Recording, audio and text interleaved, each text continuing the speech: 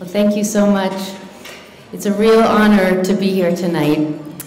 And I have to admit that if someone had told me when I was starting medical school that one day I'd be invited to give this talk, in a million years I never would have guessed it would be about my life as a guitardiologist. But here I am. Do I advance the slides here? I should ask. Okay. So I'm going to start by just telling you about my story, how I've married these two parts of my life. I'll give you just a few thoughts about having a dual career, and then my husband and I are going to play you a few songs. So the connection between music and science is not a new one. This is the Greek god Apollo. He was the god of both health and music. The stethoscope was invented by a French physician named Dr. Laennec in 1816. You may not know that he was also a renowned flautist. And does anyone know who this is? Say it if you know it. Bueller. This is the band Queen. And Freddie Mercury was the lead singer. You may recognize him. So Brian May was the guitar player. He wrote that little ditty, "We Will Rock You." You may have heard of it. And he went on to get a PhD in astrophysics from Imperial College of London after Queen broke up. Roger Taylor was the drummer, and he had actually moved to London in 1967 to study dentistry before he joined the band Queen. And John Deacon, the bass player, is now an electrical engineer. So there you go. In terms of my own story, these are my maternal grandparents, my grandmother Mindel on the left and my grandfather Reuben on the right. Mindel was a nurse, and my grandfather Reuben was a violinist. He picked up the violin at the age of 4 and apparently had perfect pitch, which means that you could play him any note and he could tell you what it was without any context. So if you played a note, he could say that's an A or that's a B flat. And he was a member of the Montreal Philharmonic Orchestra until he had to quit because he couldn't afford to feed his family on the salary he earned. So some things haven't changed, right? During the Second World War, he was a member of the Entertainment Corps for the Canadian Army and got to play for all sorts of famous people in Europe and also had his own radio show in London. These are my paternal grandparents. That's Sidney and Jesse. You can tell from his physique that my grandfather was a very accomplished gymnast. He never got to finish high school because his family was very poor and he had to quit to get a job. But despite that, he had an unbelievable way with words. On every special occasion I can remember, he made up these little limericks or poems. When he turned 90, he decided to write his entire life story in rhyme. And I want to share with you just a little excerpt of it. This is about his older sister, who was sort of the star of his family. So we scrimped and we saved and made do for less. If we needed something, the answer never was yes. So that music could be added to her budding career, we bought my sister an upright clavier. The piano in our house was an instant sensation, but sadly did not give my sister inspiration. However, 'twas I who did what I did and earned the reputation as one-finger Sid, because he played like this. My sister had a bow, and believe it or not, he wanted the piano before he would tie the knot. So I took him aside and said to him, "Mister, if you want that piano, you'll have to take my sister." So I think whatever talent I might have for writing lyrics came from my grandpa Sidney. This is my immediate family. On the far left, aside from my niece, is my sister Mandy. She's a neonatologist. To my immediate left is my mother, Roz. She's a pediatric endocrinologist. To my right is my father, Bob. He's a pulmonologist. So you can see that medicine is kind of the family business. But my father also, in addition to being a doctor, plays the guitar and was a member of a folk trio in Montreal in the 60s. And my brother, Eric, was a math major at Dartmouth and graduated Phi Beta Kappa and then moved to LA to try and be a rock star. He plays the bass. So I come by this combination of medicine and music quite honestly. Growing up as a young girl, I was obsessed with the sound of music, as I think many young girls are. I took piano lessons from a scary woman named Miss DeVore, who had arthritic, knobby knuckles and yelled at me for not practicing enough. And she was right, I didn't practice enough, and the reason is that I was way too busy in my bedroom belting out Whitney Houston and Billy Joel at the top of my lungs. I learned every word to every song of those and many other albums growing up. But at that time, music and singing were very much a private thing. I went on to Dartmouth College, where I majored in biophysical chemistry and studied pre-med. This is perhaps the most embarrassing picture of this talk, because I don't know if you can see it, but I think there was a piece of lint or something on the camera, so it looks like I have a big hair coming out of my nose right there. But anyway, that's Bill Kinlaw, who was a physician at Dartmouth Hitchcock Medical Center and was kind enough to let me work in his lab during college. He gave me my first exposure to basic science and let me do experiments and present this poster. During my senior year of college, I finally got up the guts to try out for an a cappella group. It was something that I had been wanting to do all throughout college, but never could muster up the courage. This is my first concert as a Dartmouth rockapella, and I had so much stage fright that I was practically hiding behind the women on either side of me, so I've outlined myself in red, lest you couldn't find me. But singing with the Dartmouth rockapellas was a real game changer for me. I know it's cliche to say that I never felt like I fit in before, but I really never felt like I quite fit in until I met these women. And somehow, music people, turns out, and creative people are my people. Those are the people I feel like myself around. And that was a really amazing realization. So when I graduated, I was afraid to have no way to keep singing. So I bought a guitar and figured if I can't sing in a group, I'll be my own one-woman band. And I taught myself some chords, and my brother helped me a bit, and started figuring out songs that I liked. Oops. I got a job in another research lab, this time with Dr. Andrew Arnold at MGH. He was a really wonderful mentor to me. He gave me several independent projects and allowed me to write them up and present them at national meetings. This is at the Endocrine Society meeting. And I remember this particularly fondly because my mother, you'll remember, is a pediatric endocrinologist, and she had a poster at the same meeting, so we got to go together. And I think we were the only mother-daughter pair there. So that was a really great experience.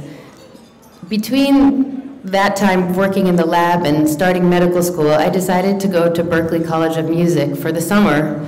They had a summer performance camp, just as a way to do something fun and clear my head a little bit. And it was here that I took my first voice lessons. I studied some music theory. They set me up in a rock and roll band. I was the only Jew in the gospel choir. And you know, I took a lot of other classes, including one called the Vocal Performance Lab. We were assigned in that class to write a review of a fictitious concert, and I found this assignment several years ago, and I want to read you what I wrote. Most of us thought that when she left music to practice medicine 15 years ago, she would never be able to come back with the same success and critical acclaim. How wrong we were. So even then, before I had even started medical school or written a single song, somehow deep down, I think I knew that I was going to have to find a way to combine these two parts of my life. And as the summer wore on, I had this feeling of impending doom. I was so petrified to lose music to medicine because I knew that my training was going to be incredibly rigorous. And during my last voice lesson of the summer, I broke down into tears. And I will never forget, my teacher, Deirdre, said to me, "Suzie, you're lucky because you're good at more than one thing. Music is all I have, and you could be Aretha Franklin these days and not know where your next paycheck is coming from. So my advice to you is go be a doctor and make time for music later." So off I went to Harvard Medical School, And I tried to take her advice. I did fit in music where I could. This is me at a little med school performance. I played open mic nights around Boston, singing cover songs. I was in a local production of Hair. Yes, we did the full Monty. This is me during the second year show, giving a stirring rendition of Smooth Operator, which was a takeoff on Smooth Operator by Sade. Here I am dorking out, studying for step 1 of the boards. I counted, oops, hold on. I think I have 6 different colors highlighters right here. I was hitting it hard. I was particularly interested in cardiology and decided to apply for a residency in internal medicine. This is, I think, the second most embarrassing picture of my talk. Here I am as an intern in my MICU rotation. You might think from my complexion that my hemoglobin was about 5. But no, I was just really overtired and hadn't seen the sun in a long time. And if you're wondering what this thing is on my head, it's an EEG lead. I was the subject in a sleep study. So when I was on call, I had to wear EEG leads and spit into a tube every 4 hours. Ah, the glory. So during residency, I continued to try and fit in music where I could, although it was somewhat more difficult because of my schedule. But I made friends who also played guitar, and we got together every few months. And I was also a member of a shameless cover band called Rod the Longbone. And it was comprised mostly of orthopedic surgery residents and attendings, as you might guess from the name, but they also let me be the singer. And we were, I would say, semi-talented and under-rehearsed and very overtired. And we played a few shows a year and gave all the money to charity. So I did apply for fellowship in cardiology, and I matched at University of Pennsylvania. So off I went to Philadelphia, where I didn't know a single soul. And as you know, Cardiology Fellowship is somewhat rigorous. And so for my first few years in Philadelphia, almost all of my friends were people I met at the hospital, and I had very little in the way of a music community. And that was surprisingly difficult for me. I also found by the end of my fellowship that I was emotionally completely exhausted. As you all know, being a physician requires a great deal of emotional strength because the needs of our patients and of their families and of the rest of our medical teams have to come before our own needs, no matter what else is going on in our lives. And that type of stoicism, day in and day out and day in and day out, became difficult for me over time. So in addition to feeling emotionally exhausted, I wasn't very fulfilled, or I wasn't at least as fulfilled as I expected to be at this stage. I had devoted almost all of my time and energy as a young adult towards my career because I thought that being a successful physician was what was going to make me happy. And yet here I was, having gone to Harvard Medical School and residency at the Brigham and Women's Hospital and fellowship at Penn, and having received teaching and other awards and many publications, and I just couldn't shake the feeling that something was missing. I didn't quite know what to do with that information at the time, but I certainly knew that that information was there. After my clinical fellowship, I enrolled in a master's degree in translational research, again in keeping with my goal of being an academic physician, and entered the lab. During my time in the lab, I had my nights and weekends free for the first time in a very long time. And I found myself more and more turning towards music as a place where I could show my vulnerability and a place where I could be honest about how I was feeling. Over those 2 years, I got to know a really wonderful community of musicians in Philadelphia, and I wrote my first few songs and started performing them at local venues. I became more and more confused about what I really wanted. And it all came to a head when I was writing a career development grant towards the end of my degree that would have gotten me 5 years of funding for my research. I couldn't shake the feeling that if I got this grant, I was going to feel like I was in jail. And I knew deep down that I was writing the grant because I was too afraid to tell everyone I didn't want it. And I also knew deep down that that is a terrible reason to write a grant. So I did a lot of soul searching, and I made the decision to leave Penn at the end of the year after finishing my degree and to try and find some sort of part-time job or moonlighting gig so that I could just have time to do what I loved, which was play music. And it wasn't that I was trying to become the next Lady Gaga of folk music or the next Beatle. It was just that music made me feel more at peace and happier than I had ever felt before. And I felt an obligation to myself to make more time for it because I actually had the means to make more time for it, unlike a lot of my musician friends. I felt like if I get hit by a bus in 5 years, I will never forgive myself for not doing this. So I had what I called my D-Day. And I went to work and told all of my mentors that I'm leaving Penn at the end of the year to be a folk musician. And it came from left field because I had been very private about my musical life. But it was the first time in my life that I think I was really asking for forgiveness and not permission, because I felt so sure that this is what was right for me. So I wrote and defended my thesis and found a part-time job at Einstein Medical Center in Philadelphia as a heart failure and VAD cardiologist. And thus began what has been an incredibly wild ride of my life as a musician and cardiologist. Since that time, I met my husband, Scott Sachs, who's here with me tonight. I have recorded 4 studio albums. The one on the bottom right is a duo album that Scott and I made together and released last fall. It's called Our Album Doesn't Like You Either. He thought of the name. We moved to Nashville, and I took a half-time job at Vanderbilt University Medical Center as a transplant and VAD cardiologist. We've added 2 members to our band. On the left is Josephine, and she'll be 2 in a month. And on the right is Chloe. We call her Chloe David Bowie. And she's here with me tonight. She's right over there. And this is what my life looks like now. As I mentioned, I work half-time at Vanderbilt. I have negotiated a schedule which is that I work for 2 weeks full-time, and then I'm off for 2 weeks. And I just alternate 2 weeks on, 2 weeks off. I spend time with my family, which I value immensely. And I spend time writing songs and making records and going on tour. Scott and I managed to do 3 tours last year. We brought Josie with us on all of them, and I was pregnant during 2 of them. I'm actually 6 months pregnant in this picture, but you can't really see it.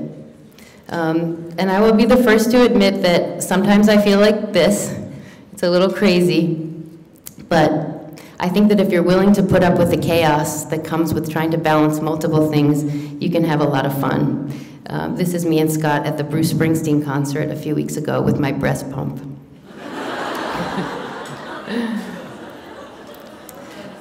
So that's my story. That's how I got to today. And I'm just going to say a few words and share with you some more reflections, and then I'm going to stop talking, and Scott and I are going to play you a few songs.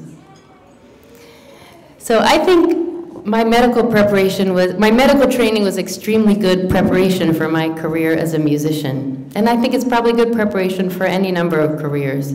And the reason is it taught me attention to detail. It taught me to not be intimidated by new things. Think about medical school and residency and fellowship. You do a new thing every month or every few months. I think medicine fosters a general love of learning. I know when to call a consult. I know when I need help, and I know how to ask for it. And I know the value of persistence and hard work. But I think maybe more interesting is that I think the converse is also true. At first, I thought I needed music to escape the pressures of being a doctor. But ultimately, I think that all of the practice I've had showing my vulnerability through music has actually made me a better doctor. Instead of suppressing my sadness at a bad outcome, and I see a lot of these, for the sake of being strong for everyone around me, I now find myself admitting how sad I feel and even crying with my patients and their families. Because I found that when I show my vulnerability openly and unapologetically, the people around me feel more comfortable showing how they are really feeling too, and everyone breathes a sigh of relief. I want to address some commonly asked questions and comments. I get a lot of, what did your parents say? I'm very lucky that my parents have been my biggest fans from the beginning. I think it would have been different if I was going to quit medicine altogether, but I've always been able to support myself fully with my work as a doctor. And my parents tell me, and I experience it myself, I have never been so happy since I made this decision, so what could they possibly say? Some people tell me I'm courageous. I think what took the most courage for me was to give up the external validation that comes with being a full-time doctor or being at Dartmouth or Harvard or Penn. For better or worse, my ego depended on that external validation for a lot of my 20s and early 30s. But I finally realized that the only validation I really need is to take good care of my patients and to do right by them. And as soon as I made that realization, the decision was really very easy. This is my favorite one. I can't believe you wasted all that training. To these people, I say, when I'm in an exam room with a patient, I am using every millisecond of training I ever had. And I think personally that I'm using my training in the best way I can possibly imagine. I have a very fulfilling career as a physician, and that career as a physician gives me the freedom to do something that brings me immeasurable joy, which is play music. And then last, would you ever give up your day job? For me, the answer is no. I love being a doctor. I love helping people. I love being of value to my society. I love using that more quantitative part of my brain. There are pros and cons of a dual career. I get to do two things I love. And I don't have to use my art for money. I think if I had to write songs or perform to pay my mortgage, it would take some of the joy out of it for me. On the con side, I work half-time, so I make half the money. That's a con. I find transitions particularly difficult, and that's part of the reason I wanted a 2 weeks on, 2 weeks off schedule, because going back and forth, every week was very hard. When I've been on service in the CCU, taking care of heart transplant and VAD patients, and I start my 2 weeks of music and family time, I can't just sit down and be creative all of a sudden. It takes me a few days to open up. And conversely, when I've had 2 weeks of having my heart open and playing music and being with my family, and I go back to work, it's emotionally kind of jarring.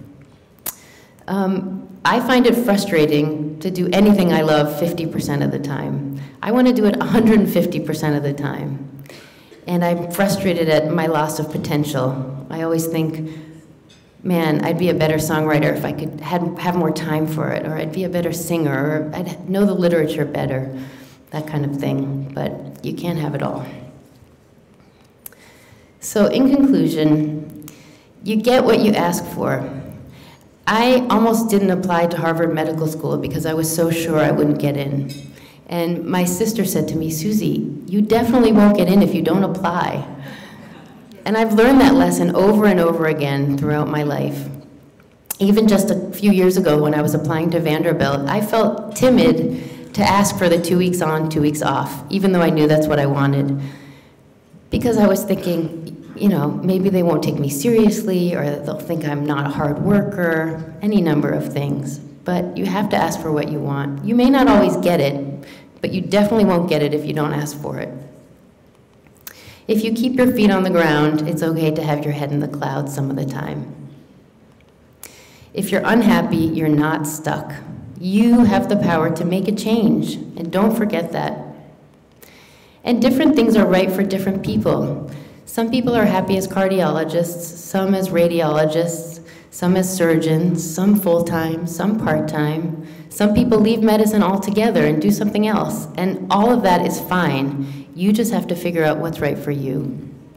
Because if you're happy, you win. So that's all I'm going to say. I want to bring up my husband, Scott Sachs, and we're going to play a few songs for you.